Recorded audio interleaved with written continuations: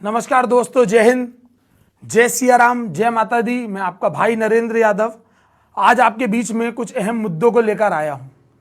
मैं आज कुछ बातों पे आप लोगों से डिस्कस करना चाहता हूं जो मुझे बड़ा एक असमंजस में डालती है। कुछ बातें जो मुझे ऐसा लगता है कि क्या हम किस ओर जा रहे हैं। क्या हमारे लोग, अगर आज हम नहीं बोलेंगे तो कौन बोलेगा। अपने हक की लड़ाई आप नहीं लड़ोगे तो कौन लड़ेगा। आज जब बात मेरे धर्म पे आई है तो इस लड़ाई को भी मुझे ही लड़ना पड़ेगा। इस बात को लेकर मैं आप लोगों के बीच में आया हूं। मेरे भाइयों, मैं कहना चाहता हूं आप सभी से, जिस प्रकार से मध्य प्रदेश शासन, गृह मंत्री और माननीय शिवराज सिंह चौहान जी जो मुख्यमंत्री मध्य प्रदेश के हैं, ये लोग एसी के कमरे में बैठ के, जिन अधिकारियों के साथ बैठ के जिस प्रकार की गाइडलाइन ये लोग बनाते हैं बिना सोचे समझे, तो इन्हें शर्म आनी चाहिए कि हिंदुओं के नाम पे वोट मांगने वाली इस पार्टी भारतीय जनता पार्टी का ये लोग नेतृत्व करते हैं। हिंदुओं के नाम पे खेलने वाले ये लोग हैं। मैं बताना चाहता हूं कि ये लोग जिस हिसाब से कमरे में बैठ के गाइडलाइन बनाते हैं, पहले कुछ बोलते हैं, बाद में कुछ बोलते हैं। इन्हें सोचना समझना कुछ भी नहीं है कि ऐसे कौन से जाहिल अनपढ़ अधिकारी हैं जिनकी बातों में आकर ये इस प्रकार की गाइडलाइन बनाते हैं। हमारी धार्मिक आस्थाओं से खिलवाड़ करना बंद कर दे भारतीय जनता पार्टी और मुख्यमंत्री शिवराज सिंह चौहान। मैं आप सभी के सामने कहना चाहता हूं, ये जो हिंदू विरोधी शिवराज सिंह चौहान की सरकार, भाजपा सरकार झूठा हिंदुत्व का चोला पहन के सिर्फ और सिर्फ हमारी धार्मिक आस्थाओं से खेल रही है, तो अब ये सुधर जाए। क्योंकि ऐसे एसी के कमरे में बैठ के बनाई हुई गाइडलाइनों को अब हमारे यहाँ का युवा नहीं मानने वाला, भारत देश का युवा नहीं मानने वाला। तो अब इस बात को आप ध्यानपूर्वक समझ लीजिए कि जो आपने गाइडलाइन निकाली है कि मूर्ति का पंडाल 10x10 का होगा, तो 10x10 का पंडाल जब ही बनेगा जब आपकी राजनीतिक सभाओं का पंडाल भी 10x10 का होगा। आपको सोचना पड़ेगा। आप ये सोचिए, कौन से मूर्ख अधिकारी हैं जो बैठ के इस प्रकार की गाइडलाइन बनाते हैं। 10x10 के पंडाल में आपने बोल दिया 6 फीट की मूर्ति। अरे जरा ये तो सोचो, इसके पहले आपने गाइडलाइन निकाली थी। उस गाइडलाइन के अनुसार आपका कहना यह था कि 100 लोगों से ज्यादा, मतलब 100 लोगों तक एक समिति के अंदर एक्टिव मेंबर हो सकते हैं जो समिति के कार्यक्रम देखेंगे। चुनाव नजदीक आते आते आपकी गाइडलाइन बदल गई। अब आप कह रहे हैं कि जो 100 लोगों के हिसाब से मूर्तिकारों ने, विचारों ने अपना पूरा कर्जा ले लेके, अपनी जमीन जायदाद गिरवी रख के, अपना सोना चांदी गिरवी रख के मूर्तियां बनाई है 15-15 फीट की, अब वो माता रानी की मूर्तियों को तोड़ें। वो लोग मूर्तियां तोड़ें, खंडित करें और फिर उसे 6 फीट की बना के बिठा लें। उससे जो नुकसान होगा, आप किसी को 2 वक्त की रोटी दे तो नहीं सकते हैं, कोरोना काल में ये तो पता चल गया है। लेकिन आपको अधिकार नहीं है कि कोई आदमी अगर मेहनत करके 2 वक्त के पेट, अपने बच्चों का पेट पालन करने के लिए कोई 2 वक्त की रोटी कैसे कमा रहा है, तो उसे छीनने का भी आपको अधिकार नहीं है। और रही बात हमारे धर्म की, तो ये मैं आपसे कहना चाहता हूं, आप इस गलतफहमी को पूरी तरीके से मन से निकाल दीजिए कि मूर्ति तो बैठेगी, देवी जी की प्रतिमा बैठाने से हमें कोई नहीं रोक सकता। इसके पहले भी आप लोगों ने इसी प्रकार से कोरोना का हवाला देते हुए हमारे प्रथम पूजनीय श्री गणेश जी के उत्सव को मनाने से हमें वंचित रखा। और आप लोगों की हठधर्मिता की वजह से हमारे यहाँ क्या हुआ, हमारी माताओं, बहनों, बच्चों ने छोटे छोटी मूर्तियां अपने घर में विसर्जित, मतलब विराजमान करी।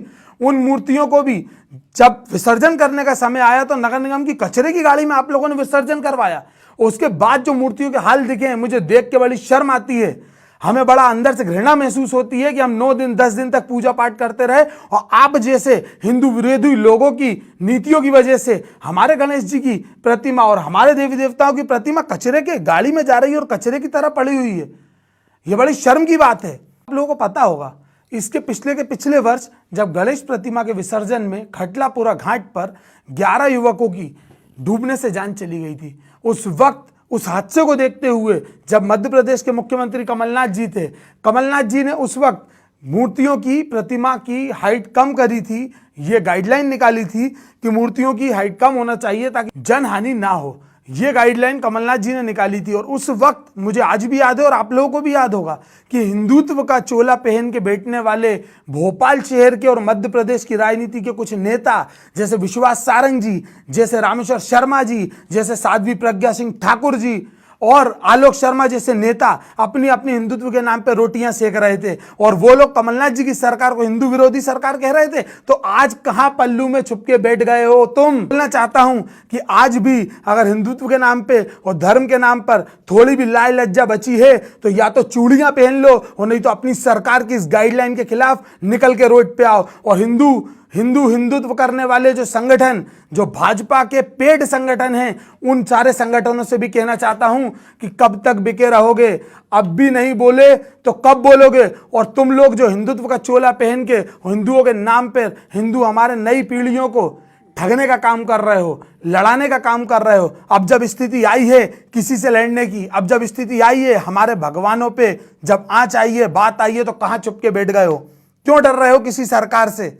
अब जब बात निकली है तो मैं कहना चाहता हूं, किसी भी प्रकार से कोई भी प्रोपगंडा कर लो, मूर्तियां तो विराजित होंगी, पंडाल भी बड़े बनेंगे, और हम हमारी धार्मिक आस्था को किसी भी प्रकार से ठेस नहीं पहुंचाने देंगे। जो जैसा होता आया है हमारा धार्मिक आयोजन वैसे ही होगा, आपके कहने से कोई बदलाव नहीं होगा। हाँ, हम ये समझते हैं कोरोना काल में कैसे हमें एक दूसरे से डिस्टेंस मेंटेन करना है, कैसे लोगों की सुरक्षा को देखते हुए काम करना है, तो वो हम करेंगे।